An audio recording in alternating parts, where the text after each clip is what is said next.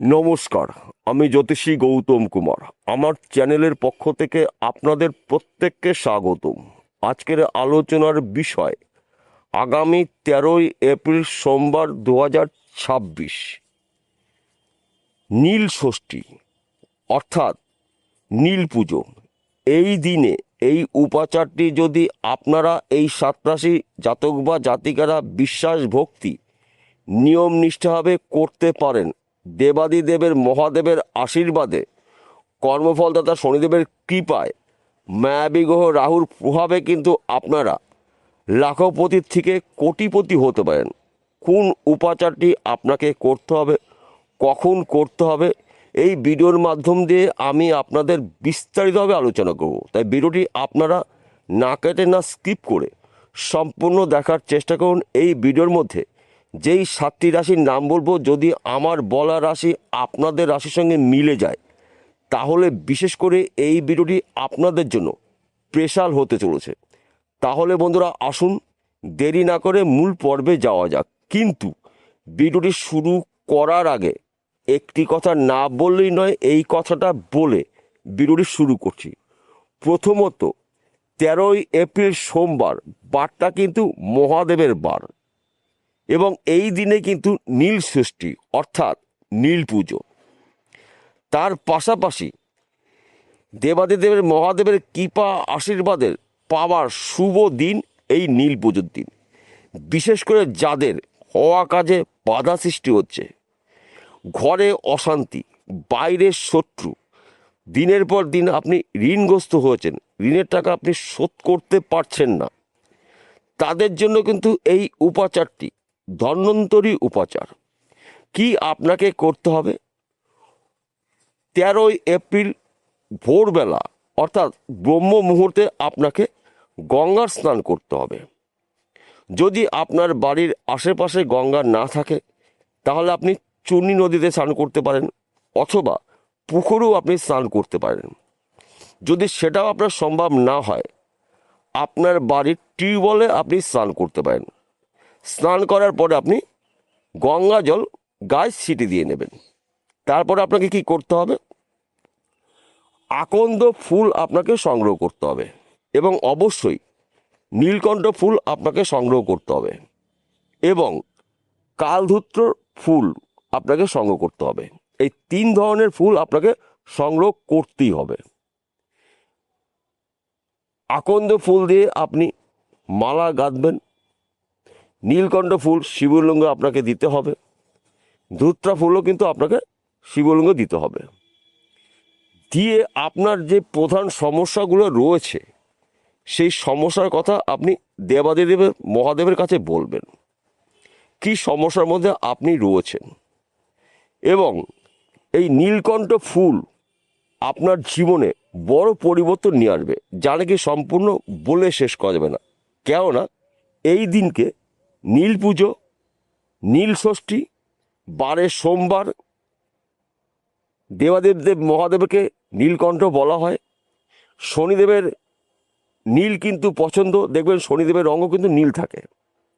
তার পাশাপাশি রাহুর রঙও কিন্তু নীল থাকে। অর্থাৎ একটি উপচারে দুটির দেবতার আশীর্বাদ পাবেন।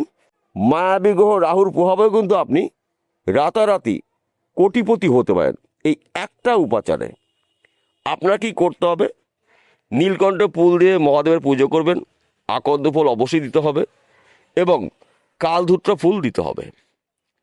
তার পাশাপাশি আপনি যদি পুরুষ হন, আপনার ডান হাতে আপনার নাম এবং আপনার গোত্র লিখবেন নীল কালির পেন দিয়ে। ভালো হয় যদি মার্কারি কোনো কালি পেন পেতে পারেন, নীল কালি। এবং এই কালির পেন দিয়ে আপনার হাতে নাম লেখে, নাম গোত্র লেখে আপনি যেই কাজগুলো দীর্ঘদিনে আপনার আটকে ছিল সেই কাজটি শুরু করতে পারেন। ব্যবসা হতে পারে, চাকরি ক্ষেত্রে সমস্যা হতে পারে, কিংবা আপনি দীর্ঘদিন ধরে লটারি টিকিট কাটছেন, লটারি টিকিট কাটতে পারেন। অর্থাৎ শুভ কাজগুলো কিন্তু আপনার এই দিনেই করতে হবে, কিন্তু আপনাকে উপবাস থাকতে হবে, এটা কিন্তু ভুলে গেলে চলবে না। এবং আপনি যতটা টাইম পারবেন দেবাদিদেব মহাদেবের বীজমন্ত্র জপ করবেন। দেখুন আপনার জীবনে কি ঘটনা ঘটে আপনি হয়তো নিজেও কখনো কল্পনা করতে পারেননি, আপনি অবাক হয়ে যাবেন। 7টি রাশির মধ্যে প্রথম রাশি, আপনি যদি মেষ রাশি জাতক বা জাতিকা হয়ে থাকেন, দেখুন আপনার জীবনে অলৌকিক ঘটনা ঘটবে। নীলকণ্ঠ ফুল দিয়ে যদি মহাদেবের পুজো করেন এবং আপনার হাতে নীল কালির মার্কারি পেন দিয়ে আপনার নামগোত্র লিখে আপনি শুভ কাজ শুরু করতে পারেন, ব্যবসা শুরু করতে পারেন, লটারি টিকিট কাটতে পারেন। যেই কাজগুলো আপনার দীর্ঘদিন আটকিয়েছিল, যেই কাজে আপনি সফলতা অর্জন করতে পারেননি, সেই কাজগুলো আপনি করতে পারেন। 2 নম্বর রাশি বৃষ রাশি, অত্যন্ত শুভ দিন আপনার জন্য। আপনি এই উপাচারটি করুন, আপনাদের হওয়া কাজে বাধা থেকে মুক্তি হবেন, শত্রু নাশ হবে, আর্থিক উন্নতি ঘটবে। যেই কাজের মধ্যে আপনি যুক্ত থাকুন না কেন, কর্মক্ষেত্রে কিন্তু আপনাদের সুনাম প্রাপ্তি রয়েছে। তাছাড়া এই সময় চলাকালীন কিন্তু আপনাদের জীবনের মোড় ঘুরে যাবে। তবে আপনাকে বিশ্বাস ভক্তি নিয়ম হিসাবে এই উপাচারটি করতে হবে। 3য় ভাগ্যবান রাশি সিংহ রাশি। সিংহ রাশির বর্তমান সময় শনিদেবের ঢাইয়া চলছে। শনিদেবের কৃপা আপনি পেতে পারেন, মহাদেবের আশীর্বাদ পেতে পারেন।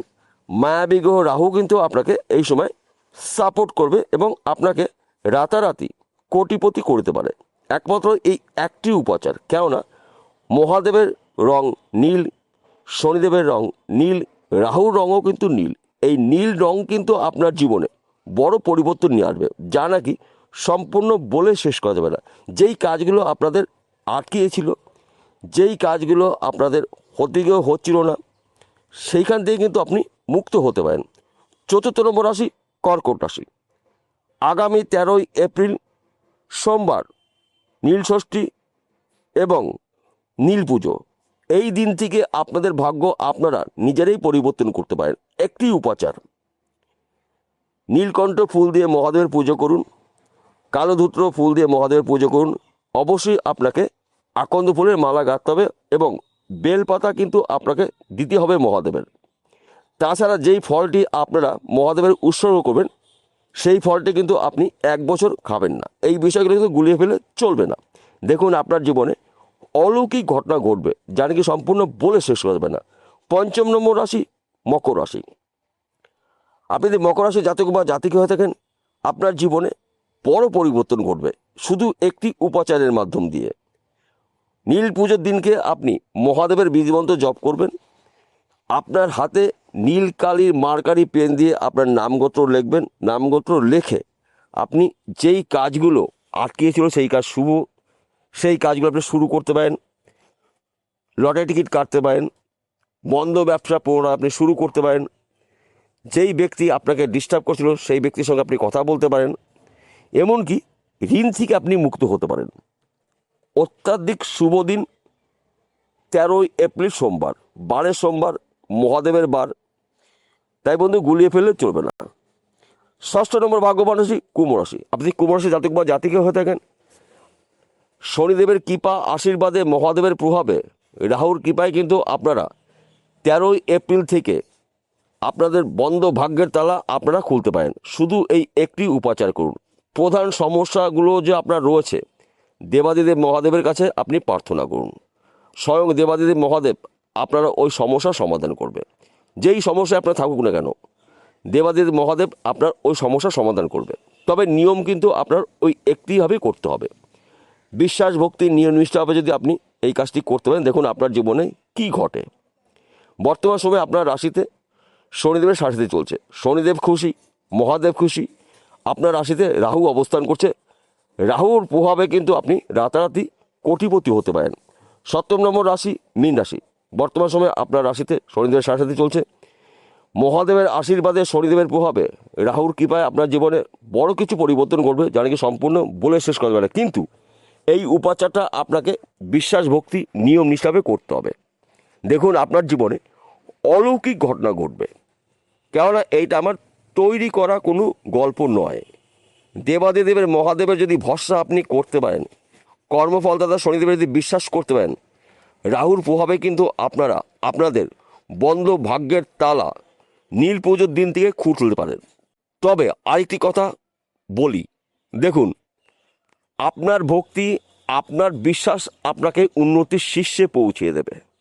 অর্থাৎ বিশেষ করে যাদের কাজে বাধা বিঘ্ন লেগে রয়েছে, শত্রু দিনের পর দিন তৈরি হচ্ছে, বাইরে শত্রু, গৃহে শান্তি নেই, কারো কথা কেউ সহ্য করতে পারছে না, আয়ের থেকে ব্যয় বেশি হচ্ছে, হওয়া কাজে সমস্যা রয়েছে, তাদের জন্য কিন্তু একমাত্র এই ধন্বন্তরী এই উপাচারটি প্রযোজ্য।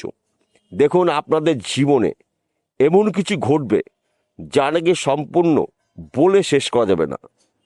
আশা পূরণ এই উপাচার আপনাদের ব্যক্তি বিশেষে যেই আশা, যেই আকাঙ্ক্ষা, যেই চাহিদা স্বয়ং দেবাদিদেব মহাদেব আপনাদের পূরণ করবে। সঙ্গে থাকবে কর্মফলদাতা শনিদেব এবং মায়াবী গ্রহ রাহু। কেননা এই দুটি দেবতার নীল রং পছন্দ, তার পাশাপাশি মায়াবী গ্রহ রাহুর রঙও কিন্তু নীল। দুটি দেবতার আশীর্বাদে আপনারা কিস্তি মাফ করতে চলেছেন। সঙ্গে রয়েছে মায়াবী গ্রহ রাহু। একটি উপাচারে দুটি দেবতার আশীর্বাদ পাবেন এবং 9টি গ্রহর মধ্যে রাহু কিন্তু শক্তিশালী গ্রহ, তারও কিন্তু কৃপা আপনি পেতে পারেন।